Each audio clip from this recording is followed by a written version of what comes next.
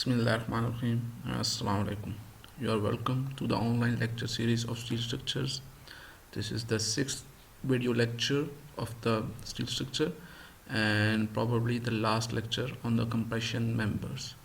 In the previous lecture, we have discussed how to analyze a compression member.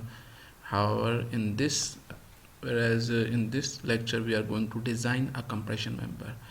At the start of the lecture, there's a trick to analyze or design a compression member quite easily using a table.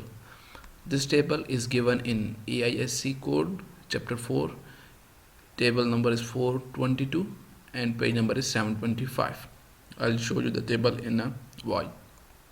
So this table is a column load table and it has slenderness ratio values from 1 to 200, and column load gives the values. This basically load table gives the values of strength values for LRFD and ASD method corresponding to the slenderness ratio value. You can use this table to quickly design or analyze any compression member without using equations. Now if I can show you the design table, this is this table, and you can quickly go to the page number 725 of AISC manual, and here you can see for slenderness ratio there are values given, design strength value is given as per ASD, and for the LRFD method against for different yielding strength steel. If the yielding strength value is 35 KSI, you're going to use this column, and similarly if you use a 36 steel or higher yielding strength steel, then you're going to use the respective columns. Let's say if there is a steel and it has a yielding strength of 50 KSI, you're going to use this column. For each slenderness ratio, let's say if you have a slenderness ratio of 2, then correspondingly as per ASD the strength would be FC critical divided by that resistance factor would be 29.9, and phi FC F critical for LRFD method, that value would be 45. I'll show you how to use this table in a while when we're going to start our problem. So this is the table. All you need to find is the slenderness ratio. You just need to find out the slenderness ratio, and according to corresponding to that slenderness ratio, you're going to go to the table and you're going to use that value.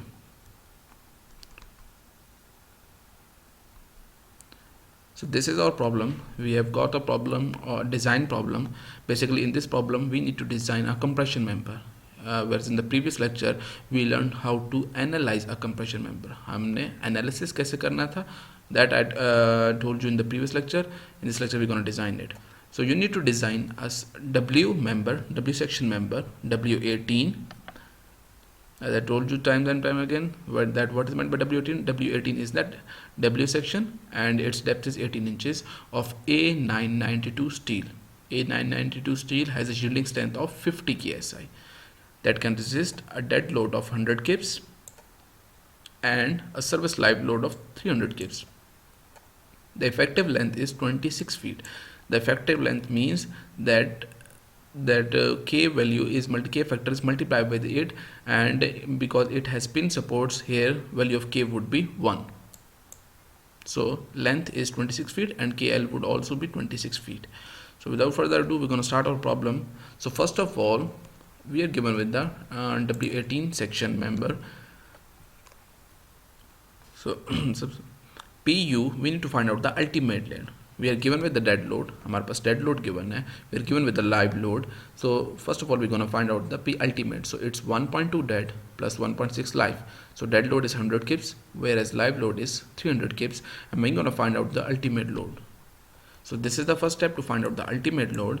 The next thing to look for is we need to find out the critical stress. So इसके लिए आपको क्या करना पड़ेगा? सबसे पहले we are not sure that what is the section that we are going to use. So initially हमें critical stress कैसे पता चलेगा? And arbitrary we are going to use hit and trial method. So सबसे पहले हम choose करेंगे critical stress is equal to 33 KSI. Now how come this 33 KSI? ये 33 KSI कहाँ से आया? So इसके लिए आपको क्या करना पड़ेगा? आपके पास जो steel है that is A992 steel and it has a yielding strength of 50 KSI. it has a yielding strength of 50 KSI. It's given in the design aid as well as, but आपको याद भी होनी चाहिए. So आप इसका क्या करेंगे, इसकी 2/3 वैल्यू फाइंड आउट करेंगे. So you're gonna multiply 50 multiply by 2/3. I'm gonna show you in the next slide that how to calculate this thing. So where does this thing comes from? Yielding strength is 50 KSI and you're gonna find the 2/3 of 50 KSI. So 2 divided by 3 multiply by 50 KSI. And that comes out to be equal to 33 KSI. 2/3 of 50 KSI या 2/3 of yielding strength, that is the initial critical stress which we gonna assume. ठीक है, हम शुरू में assume करेंगे कि what is the critical stress? It is 2/3 of Fy. So initially we gonna assume critical stress is equal to 33 KSI and then उसके बाद हम क्या करेंगे, उससे हम trial 1. So this is the first trial. First step is to find the ultimate load, then it is to find out the critical stress, and then we need to find out the area required against this critical stress. That means हम जो भी section use करेंगे उसका critical stress इतना है. अब section कौन सा यूज़ करना है, we need to find out the area, required area. हमें वो सेक्शन, ऐसा सेक्शन चूज़ करना है जो इतना अल्टीमेट लोड बर्दाश्त कर सके और जिसका क्रिटिकल स्ट्रेस इतना हो. तो हमारे पास इक्वेशन क्या थी, in the previous lecture we have studied that P U is equal to phi C F critical into gross area. So this equation was like PU equal to, और equal की तरफ ये दोनों ये चीज़ें थी. Initially equation was like this, 5C F critical into AG into AG. We need to find out the AG. तो बाकी जो दो टर्म्स थी वो हम इसको P अल्टीमेट के नीचे ले गए. So that's how this equation comes into play. And P ultimate, what is P ultimate? That is 600 kips. Phi value for the compression member is 0.9. F critical, which we have initially assumed as 33 KSI, and we need the gross area required is 20.2 inch square. That means हमें कुछ ऐसा section choose करना है W18 जिसका area कितना हो, 20.2 या इससे ज़्यादा होना चाहिए. सही है. तो अब आप क्या करोगे, AISC टेबल्स में जाओगे and from there you gonna find out the section. So if I go to the table W18, so this is W section and I'm gonna go to the I'm gonna choose the section which has the area closest to it. तो अगर देखा जाए तो W18 ये शुरू हो रहा है, but W18 by 50, 55, 60, 65, 71. So this area W18 by 17, this is closest to it because इसका एरिया क्या है 20.8, whereas we require 20.2. तो सबसे करीब कौन सा गया है, ये है 18 by 71. So we gonna choose this section W18 by 71 as the initial trial section in the trial 1. So that's how we gonna choose them. हम ये वाला member select करेंगे and then we gonna cross check it कि whether this member is safe or not. So we would select W18 by 71 and then we need to find out the slenderness ratio and this thing, and we need to find out that which equation we gonna use. तो हमने सबसे पहले क्या किया, हमने member choose कर लिया 18 by 71. अब 18 by 71 के लिए मुझे क्या फाइंड आउट करनी है, KL/R slenderness ratio, and I need to find out this so that I can decide that which equation is to be used. तो सबसे पहले क्या चीज़ करनी है, KL/R. Now KL/R कैसे फाइंड आउट करेंगे, KL तो हमें गिवन है, KL is given in the question. ठीक है, that is 26 and we need to find out the R. अब इस सेक्शन की R वैल्यू कितनी है, ये जाके आप डिज़ाइन टेबल से देखेंगे. एंड डिज़ाइन टेबल में गए, हमें 18 by 71. In the next page आपको रेडियस ऑफ गायरेशन दी होगी. तो हमारे पास 18 by 71 मेंबर की जो मिनिमम रेडियस ऑफ गायरेशन है, याद रखिएगा आपने मिनिमम वाली रेडियस ऑफ गायरेशन यूज़ करनी है. सो इन दिस लाइन ये रेडियस ऑफ गायरेशन है about X axis and this is about Y axis. इनमें से कम कौन सी है, ये वाली है. तो आप ये वाली यूज़ करेंगे आर मिनिमम. सही है. So in this in the lecture आपको थोड़े से वो डायरेक्ट स्टेप वो पड़ा, but I gonna show you कि वो होगा कैसे. सो आप क्या करोगे, सबसे पहले KL/R आपने क्या करना है, KL कितना है, दैट इज़ 26. सो 26 हम उसको कन्वर्ट कर लेंगे, multiply by 12 and R minimum कितनी थी, ये जो अभी हमने देखी है for this section, it is 1.7. जब मैं ये वाली वैल्यू ये सारी इस चीज़ को कैलकुलेट करूँ, 126 multiply by 12 divide by 1.7, that comes out to be 183.5 something like 183.5. ये इस चीज़ की वैल्यू आ रही है KL/R की. सही है. सो आप सबसे पहले क्या करेंगे, आपने मेंबर चूज़ कर लिया, आपने उसके बाद स्लेंडरनेस रेशियो फाइंड करनी है। ये द स्टेप डायरेक्ट हुआ पड़ा, बट मैं आपको पहले आप क्या करूँ कि आपने ये फाइंड कर लेना है, देन आपने क्या फाइंड करना है, फिर आपने ये चीज़ फाइंड करनी है 4.71 E divide by F Y. अब इसकी वैल्यू क्या हो जाएगी 4.7, ई की जगह क्या पुट करोगे, you gonna put 29,000 KSI modulus of elasticity है, और एफ आई कितना है for a 992 steel, that is 50 KSI, that is 50 KSI। ये वैल्यूज पुट कर दोगे 4.7 अंडर रूट 29,000 डिवाइड बाई 50, और इसकी वैल्यू क्या बन रही है, इसकी वैल्यू आती है कुछ 113.5 आती है। कितनी आएगी, ये 113.5। आप वैल्यू चेक भी कर लीजिएगा अपने एंड पे भी, बट मेरी कैलकुलेशन के हिसाब से ये वैल्यूज आ रही है।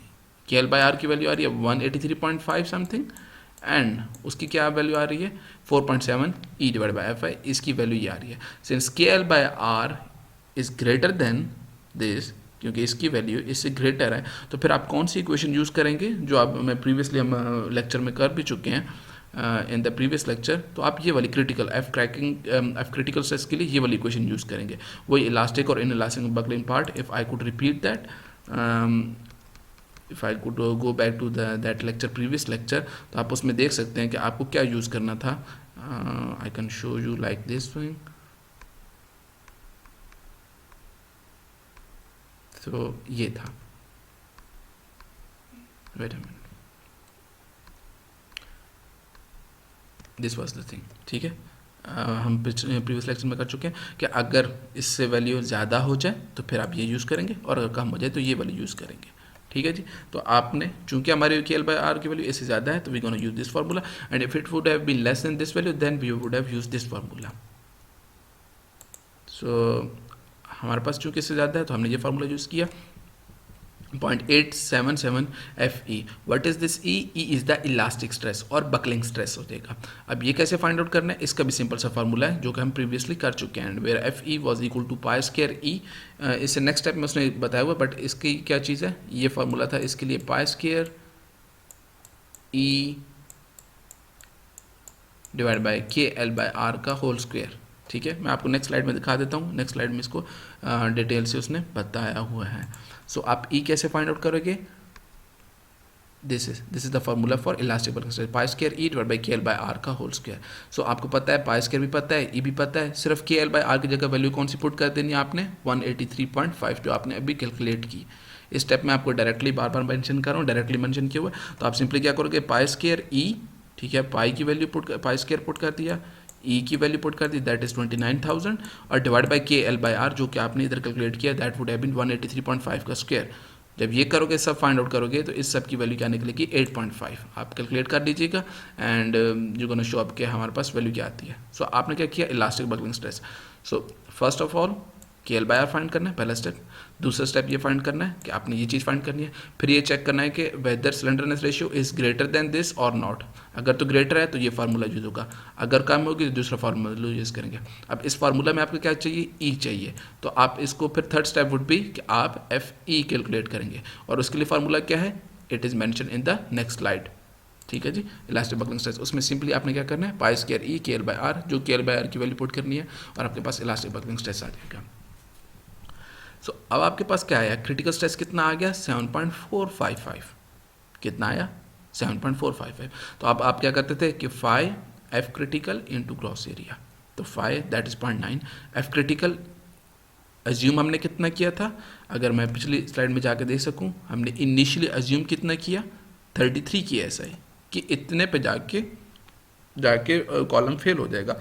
However in reality critical stress कितना निकला, ये हमारी एजम्पशन थी 33 KSI, इन एक्चुअल हमारे पास कितना आया, that came out to be 7.455, सही है। तो आपने क्या किया 0.9 इंटू F क्रिटिकल, और जो ग्रॉस एरिया जो भी आपने सेक्शन चूज़ किया, जो आपने सेक्शन चूज़ किया इसके ग्रॉस एरिया से मल्टीप्लाई कर दोगे, तो आपके पास कितनी आई, चेक लगाना है स्ट्रेंथ कितनी बन रही है, that comes out to be 140 kips, which is very less than P ultimate. आप के मेंबर पे, ये कंप्रेशन मेंबर पे लोड कितना आ रहा है, दैट इज 600 किप्स, और मेंबर जो आपने सेक्शन चूज किया उसकी लोड कैरिंग कैपेसिटी कितनी है 140 kips, which is much less than that. We need to choose a bigger section for this thing, सही है। तो हमें इससे बड़ा वाला सेक्शन चूज करना है। सो अब आप क्या करोगे, ट्रायल नंबर 2, ट्रायल नंबर 2 के लिए क्या करेंगे, बिकॉज उसके लिए अब फिर से वही एफ क्रिटिकल चाहिए हमें, because the initial estimate of F critical was so far of assume a value half A between 33 and 745। देखिए इनिशियली हमने क्या अज्यूम किया है, एफ क्रिटिकल कितना है 33 की एसआई, और एक्चुअली क्या आया 7.455। तो हमने एक्सपेक्ट किया था कि क्रिटिकल स्ट्रेस इतने पे जाके फेल होगा, जबकि वो 7.455 पे ही फेल हो गया। तो हमें सम वे इनके दरमियान में कोई एक वैल्यू फाइंड आउट करनी पड़ेगी। तो हम क्या कर लेते हैं, इन दोनों की एवरेज वैल्यू कर लेते हैं। सो एवरेज वैल्यू कैसे करेंगे, 33 प्लस 7.5 है, अगर लेट से तो मैं 7 ही कर लूँगा, तो 33 प्लस 7.455, ठीक है जी। आप इन दोनों की एवरेज फाइंड आउट कर लेंगे। एवरेज कैसे करेंगे, 7.45 है, इन दोनों को ऐड किया, डिवाइड बाय 2 कर देंगे, that comes out to be 20.25 something. हम एफ क्रिटिकल अज्यूम कर लेते हैं इन दोनों की एवरेज वैल्यू कि 20 है, तो 33 plus 7 divide by 2, that comes out to be 40, 40 divide by 2, 20 की एसआई। तो अब हम एफ क्रिटिकल यूज़ करेंगे 20 की एसआई। हम अज्यूम करते हैं कि लेट्स से अब क्रिटिकल स्ट्रेस कितना है, 20 की एसआई। अब 20 की एसआई के हिसाब से हम फिर से दूसरा सेक्शन चूज़ करेंगे, ग्रॉस एरिया, कि अब हमें ग्रॉस एरिया कितना रिक्वायर्ड है। तो then again we gonna repeat the same step, P ultimate हमें पता है, वही प्रोसीजर है, वही स्टेप से हम 0.9 भी हमें पता है। एफ क्रिटिकल अब कितना है, 20 की एसआई। जब एफ क्रिटिकल हमने अब अज्यूम किया 20 की SI, now we need the area of 33.3 inch square. Initially हमने एरिया कितना रिक्वायर्ड था, 20.2 था, अब हमें एरिया रिक्वायर्ड कितना है, 33.3। That means we need to find out the bigger section, we need to choose the bigger section.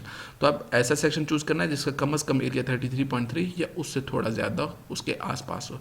तो then again हम डिज़ाइन टेबल्स में जाएंगे, और डिज़ाइन टेबल में अगर मैं जाके देखूँ तो हमारे पास क्या आ रहा था, अगर if I look into this thing, 18/71, 18/76, 38, 106।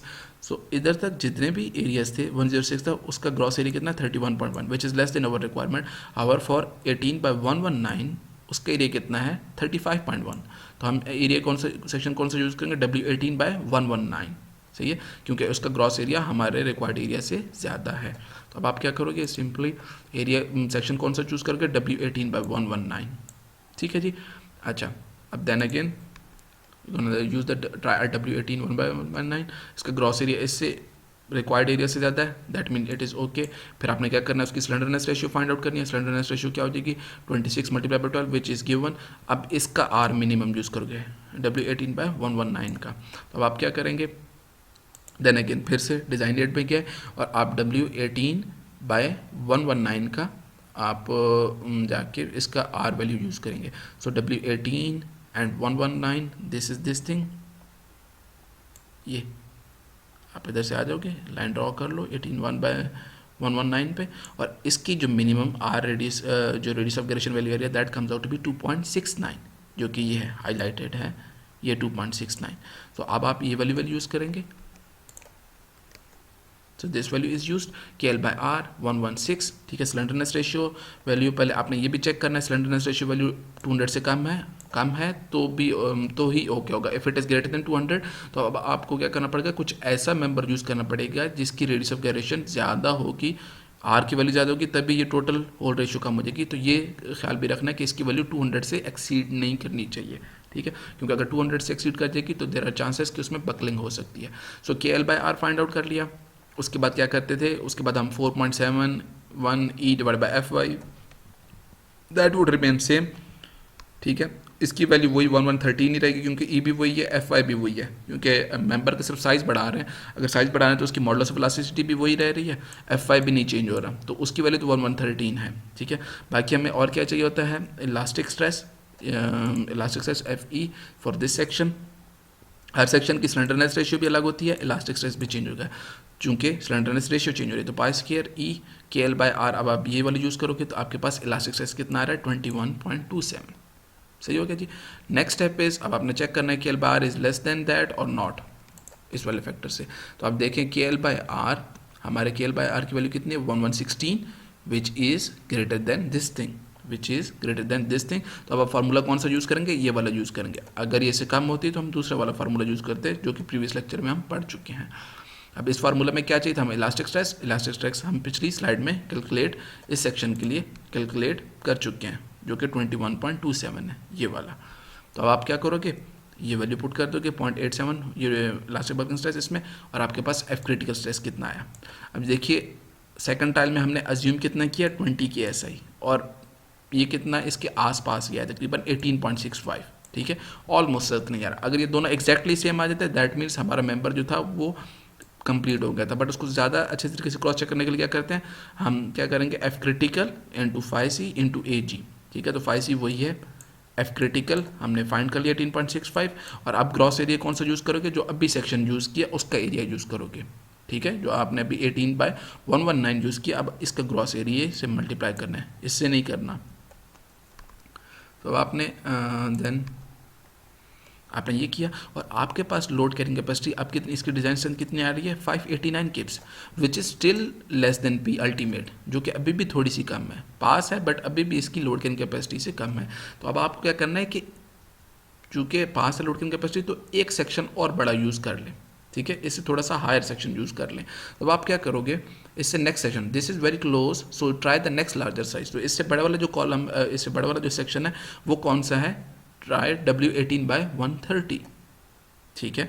अगर आप डिज़ाइन एड में जाके देखोगे तो आपके पास नेक्स्ट बिगर सेक्शन कौन सा बन रहा है, अगर W18/119 है, अब आप सेक्शन कौन सा यूज़ कर लो, W इससे थोड़ा सा लार्जर वाला सेक्शन यूज़ कर लो, ठीक है। तो वो बन रहा है W18/1/30, जिसका ग्रॉस एरिया कितना आ रहा है 38.2, और आप इससे थर्ड ट्रायल यूज़ करोगे। तो अब आप इसका थर्ड ट्रायल करोगे तो उसका ग्रॉस एरिया कितना है 38.2, जबकि आपको कितना रिक्वायर्ड था वो वही है, ठीक है।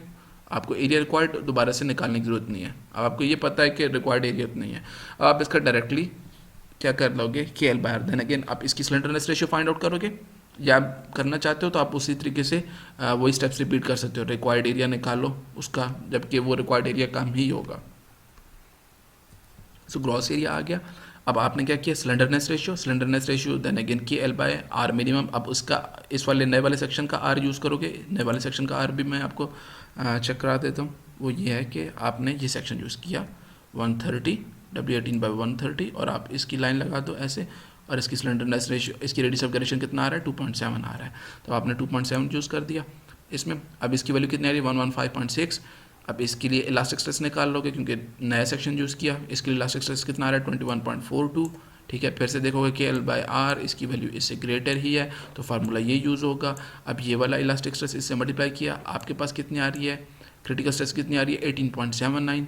आप इसको इसके ग्रॉस एरिया से मल्टीप्लाई करोगे, चेक करें क्रिटिकल स्ट्रेस तकरीबन उतना ही आ रहा है, बस सिंपली क्या कि एरिया बड़ा यूज़ करती है, तो जिसकी वजह से लोड कैरिंग कैपेसिटी बढ़ गई, ठीक है।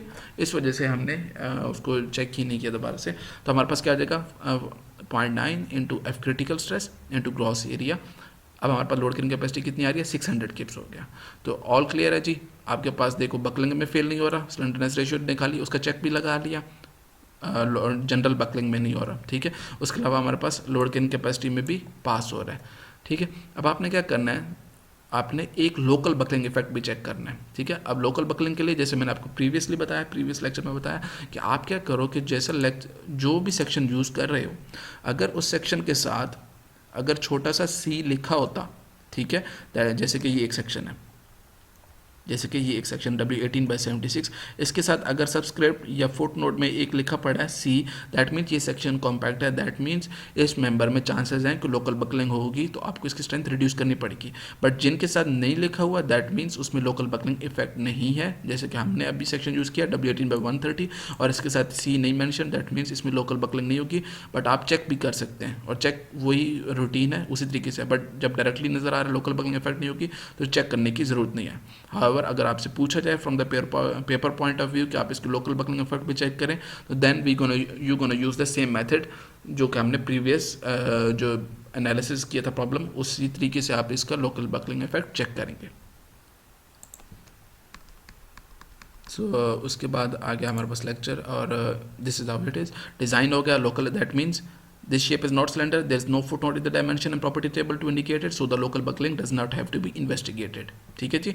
अगर C नहीं लिखा हुआ that means local buckling effect नहीं होगा, बट अगर आपसे पेपर पॉइंट ऑफ व्यू से पूछा जाए दैट मीन्स आपने चेक करना है। तो आपके पास सेक्शन पास हो गया क्या W18/130, 18 इसमें क्या इसकी डेप्थ है and 130 is the its unit weight in what pound पर फीट, ठीक है जी, ये इसका यूनिट वेट हो जाएगा। अच्छा जी, this is how we basically design a member. ठीक है, इस तरीके से हम कंप्रेशन मेंबर डिज़ाइन करते हैं। I gonna repeat this step ताकि आपको एक चीज़ दोबारा से क्लियर हो जाए। इनिशियली क्या होगा, डेड लोड गिवन होगा, लाइव लोड गिवन होगा, आपको सेक्शन की शेप बताई होगी कि कौन सा सेक्शन यूज़ करना है, डब्ल्यू सेक्शन यूज़ करना है, आपने चैनल सेक्शन यूज़ करना है, एंगल सेक्शन यूज़ करना है, जो भी आपकी रिक्वायरमेंट होगी उस हिसाब से। और आपको क्या दिया होगा, उसकी इफेक्टिव लेंथ दी होगी। आपने क्या करना है, उसके लिए सेक्शन बताना है। तो इनिशियली क्या कर लो, पी अल्टीमेट फाइंड कर लो। पी अल्टीमेट के बाद एफ क्रिटिकल। पहला स्टेप क्या है, सबसे वाली जो चीज़ है कि एफ क्रिटिकल पहले इनिशियली अज्यूम करना है। वो कैसे करना है, 2/3 ऑफ एफ वाई। ठीक है, 50 के एस आई है, उसको 2/3 होगा, वो कितना बन रहा है, 33 के एस आई। अगर एफ वाई चेंज हो रहा है तो ये भी चेंज हो जाएगा। जब आपके पास एफ क्रिटिकल आ गया, उससे आपने पहले ट्राइब के लिए रिक्वायर्ड एरिया निकाल लेना है। फार्मूला क्या होगा, P U divide by 5c F critical. Required area निकाल लिया। रिक्वायर्ड एरिया के बाद चले जाओगे सेक्शन में, AIC टेबल डिज़ाइन डेट में, उधर से जाके सेक्शन चूज़ करोगे कि जिसका एरिया इतना हो या इससे ज़्यादा हो। जब आपने वो चीज़ यूज़ कर लिया, फिर आपने उस सेक्शन के लिए क्या करना है, स्लेंडरनेस रेशियो फाइंड आउट करनी है। ठीक है, उस मेंबर के लिए स्लेंडरनेस रेशियो फाइंड आउट कर ली। स्लेंडरनेस रेशियो फाइंड कर ली, फिर आपने उसके लिए ई वाली टर्म फाइंड करनी है, 4.71 ई डिवाइड बाई 5। फिर ये चेक करना है कि स्लेंडरनेस रेशियो इससे कम है ज़्यादा है। अगर ज़्यादा है तो ये फार्मूला यूज़ करोगे, अगर कम है तो दूसरा फार्मूला यूज़ करोगे। अब इस फार्मूला में क्या हो जाएगा, आपको इलास्टिक स्ट्रेस चाहिए। इलास्टिक स्ट्रेस या बकलिंग स्ट्रेस, आपको फार्मूला गिवन है pi square E divide by KL by R का स्क्वायर, वो वैल्यू फाइंड आउट कर लोगे जो कि ये आई है। ठीक है, जब क्रिटिकल स्ट्रेस आ गया, क्रिटिकल स्ट्रेस को जब आप ग्रॉस एरिया और उसके स्ट्रेंथ रिडक्शन फैक्टर से मल्टीप्लाई करोगे, आपने उसकी वैल्यू निकाल लेनी है। अगर ये वैल्यू पी अल्टीमेट से कम है, दैट मीन्स आपका मेंबर फेल हो रहा है। अगर इसकी लोडिंग कैपेसिटी से ज़्यादा है, दैट मीन्स मेंबर पास हो रहा है। आपने तब तक मेंबर रिपीट करते रहना है, सेक्शन बड़ा चूज़ करते रहना है जब तक आपकी लोडिंग कैपेसिटी पी अल्टीमेट से बढ़ ना जाए। अब आपने क्या करना है कि जो नए वाले मेंबर है उसके लिए क्रिटिकल स्ट्रेस इतना था, इनिशियली जो एज्यूम किया वो कितना था, 33 की एसआई। तो आपने इन दोनों की एक एवरेज वैल्यू ले ली, 33 और 7, इससे आपके पास एक एवरेज वैल्यू है। और आपने अब इस एफ क्रिटिकल से नया gross area required find out करनी है। देन वही रिपीट करते जाने स्टेप्स, और आपका इस तरीके से कंप्रेशन मेंबर डिज़ाइन हो जाएगा जब तक कि आपका जो लोड कैरिंग कैपेसिटी है या मेंबर की जो स्ट्रेंथ है वो पी अल्टीमेट से बढ़ ना जाए। ठीक है जी, that's how you gonna design the compression member. In the previous lecture we have discussed how to analyze a member। अगर सिर्फ W सेक्शन गिवन है या फिर W सेक्शन के साथ अगर कोई प्लेट को वेल्ड कर दिया जाए तो उसको कैसे करना है वो भी हम प्रीवियस लेक्चर में कर चुके हैं। ठीक है जी, जो लेक्चर के आखिर में आपको कुछ क्वेश्चन दिए गए हैं, प्रैक्टिस क्वेश्चन। इसके लिए आपको जो मैंने सी गोई की बुक है, मैं अगर आपको सी गोई की बुक दिखा सकूं, ये है जी इसकी बुक। पेज नंबर आप चले जाएंगे 167 पे। यहाँ पे जो डिज़ाइन के देन अगेन एनालिसिस की भी प्रॉब्लम ऊपर गिवन है, बट डिज़ाइन के प्रॉब्लम इधर से लेकर यहाँ तक गिवन है, 4.61 से लेकर फ्रॉम 4.61 टू 4.69 तक प्रॉब्लम्स गिवन है। जैसे आपने ये यूज़ करना है कि डिज़ाइन W14 आपने यूज़ करना है using LRFD, WASD, using column load tables और यूजिंग आपने ट्रायल एंड एरर अप्रोच। ठीक है जी, आप लोड टेबल से भी कर सकते हैं, ये ये फाइंड कर सकते हैं, या आपने ये ट्रायल एंड एरर अप्रोच से भी कर सकते हैं। ठीक है, अगर कॉलम लोड टेबल से मेंशन किया गया है, पूछा जाए पेपर में, ठीक है, तो आपने सिर्फ कॉलम लोड टेबल यूज़ करना है। अगर ट्रायल एंड एरर अप्रोच से पूछा जाए तो फिर आपने ये जो आपको भी क्वेश्चन कराएगा ये आपने इस तरीके से कराना है। अब और then again different question given है, W14 यूज़ करना है, WA16, देन अगेन 4.61 से लेकर 4.69 तक। ठीक है, आपकी प्रैक्टिस के लिए आप इसको करें। ठीक है, and you need to submit this thing. ठीक है, आप इसको सॉल्व करें और इसको आपने सबमिट कराना है। तो इनको नीट तरीके से पहले रफ बेशक प्रैक्टिस कर लें, एंड देन इनको आपने नीट शेप में आपने असाइनमेंट के तौर पे सबमिट कराना है इन 9 क्वेश्चंस को। ठीक है जी, तो हमारे पास ये आ जाएगा। अब बात आ गई जहाँ तक कॉलम लोड टेबल कैसे यूज़ करने हैं। ठीक है, अगर जैसे मैं ये यूज़ करता हूँ कॉलम लोड टेबल का यूज़ अब आप सीख लीजिएगा। ठीक है, आपने क्या करना है, स्लेंडरनेस रेशियो। ठीक है, कॉलम लोड टेबल के लिए आपको चीज़ क्या चाहिए कि आपने कोई भी मेंबर चूज़ कर लिया, ठीक है, और आपने ये चेक करना है कि इस मेंबर की ये लोड कैरिंग कैपेसिटी कितनी है। लेट्स से एक मेंबर है, आपने ये जैसे ये चूज़ किया था मेंबर 18/130। ठीक है, 18/130 चूज़ कर लिया। 18/130 की आपने क्या कर लिया, ग्रॉस एरिया आपको पता है, आप उसकी सिंपली उसके बाद क्या निकाल लो, स्लेंडरनेस रेशियो निकाल लो। Once you are done with slenderness ratio, आप उसकी स्लेंडरनेस रेशियो वैल्यू निकाल ली, कितनी आई, 115.6। अब आपको ये सारी चीज़ें करने की ज़रूरत नहीं पड़ेगी। अगर कॉलम लोड टेबल यूज़ करना चाहते हो तो आपको FE निकालने की भी ज़रूरत नहीं है, आपको ये भी चेक करने की ज़रूरत नहीं है, आपको ये भी चेक करने की ज़रूरत नहीं है कि आपने कौन सी इक्वेशन यूज़ करनी है। आपने सिंपली क्या करना है, आपके पास वैल्यू आ गई, स्लेंडरनेस रेशियो वैल्यू 115.6। ठीक है, उस सेक्शन की। अब आप क्या करोगे, डिज़ाइन एड में जाओगे, कॉलम टेबल देखोगे, और वो कॉलम टेबल अगर मैं दिखा सकूं तो अगर जाकर देखें, ये हमारे पास कॉलम टेबल, पेज नंबर कौन सा है इसमें, 725। सो अब मेरे पास स्टील कौन सा था, मेरे पास स्टील है जिसकी यील्डिंग स्ट्रेंथ कितनी है, 50 के से। तो मैं इस वाले कॉलम में जाकर चेक करूंगा। अब इस वाले कॉलम में जाकर देखना है कि स्लेंडरनेस रेशियो, मैं नीचे अगर स्क्रॉल करता जाऊँ तो स्लेंडरनेस रेशियो वैल्यू कितनी होनी चाहिए, 115.6। सो मेरे पास स्लेंडरनेस रेशियो वैल्यू है 115 और ये 116, तो इन दोनों के दरमियान में कुछ आएगी। ये जो वैल्यूज़ आ रही हैं जो पहले इस वाले में, ये स्लेंडरनेस रेशियो है, ठीक है, दिस इज स्लेंडरनेस रेशियो, ये ASD से स्ट्रेंथ बता रहा है और ये LRFD से स्ट्रेंथ बता रहा है। अगर LRFD से चेक करना चाहते हो तो ये चेक कर लो, ठीक है, 115.6 वो इन दोनों के मिडवे है, तो मैं ये चूज़ कर लेता हूँ 17.1 से कम होकर 16.8 आ रहा है, मैं लेट से इन दोनों के दरमियान में वैल्यू ले लेता हूँ, दैट लेट से 16.9, ठीक है, मैं वैल्यू चूज़ कर लेता हूँ इन दोनों के दरमियान में 17.1 16.8, मैं चूज़ कर लेता हूँ 16.9, ठीक है जी। आप वैल्यूज़ वैसे इंटरपोलेट करोगे प्रॉपर तरीके से, इन दो के दरमियान में आप इसकी वैल्यूज़ इंटरपोलेट करोगे, लेट से आ जाती है वैल्यू आती है 16.9।